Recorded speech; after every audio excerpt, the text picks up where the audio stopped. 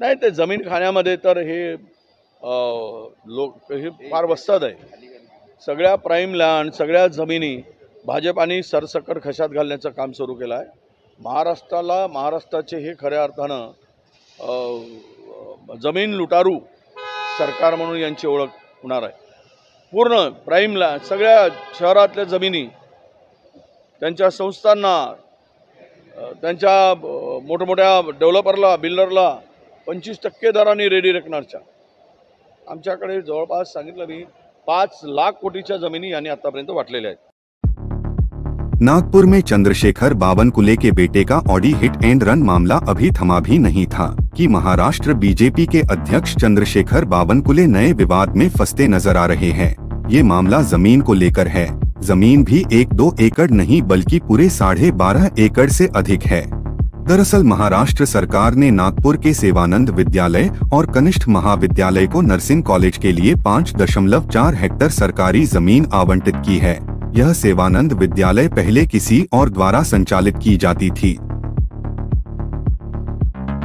लेकिन वर्ष 2023 में श्री महालक्ष्मी जगदम्बा मंदिर संस्थान ने इसे विकास और संचालन की जवाबदारी ली, जिसके अध्यक्ष महाराष्ट्र बीजेपी के अध्यक्ष चंद्रशेखर बावनकुले हैं।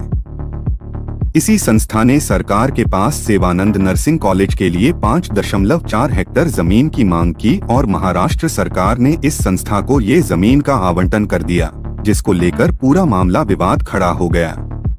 दरअसल इस जमीन को लेकर महाराष्ट्र के वित्त मंत्री अजित पवार ने बैठक में आपत्ति भी दर्ज करवाई थी। बावजूद इसके इस संस्था को ये जमीन दे दी गई, जिस संस्था के अध्यक्ष महाराष्ट्र बीजेपी के अध्यक्ष चंद्रशेखर बावनकुले हैं।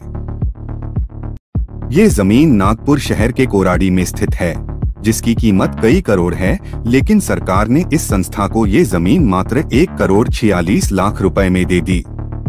अब महालक्ष्मी जगदम्बा मंदिर संस्थान ने इस पूरे मामले में सफाई दी है कि ये जमीन किसी व्यक्ति विशेष की नहीं है, संस्था की है और संस्था कई सामाजिक कार्य से जुड़ी है, जिसमें शैक्षणिक क्षेत्र में भी सामाजिक कार्य करने का उद्देश्य है और जल्द ही संस्था 1,46,00,000 रुपए सरकार के पास जमा करेगी। इसके लिए संस्था ने एक पत्र जारी किया है।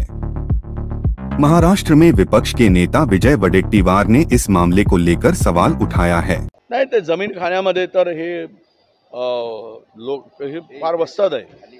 सगळ्या प्राईम लँड, सगळ्या जमिनी भाजपाने सरसकट खशात घालण्याचं काम सुरू केलं आहे. महाराष्ट्राचे हे खऱ्या अर्थानं जमीन लुटारू सरकार म्हणून यांची ओळख होणार आहे.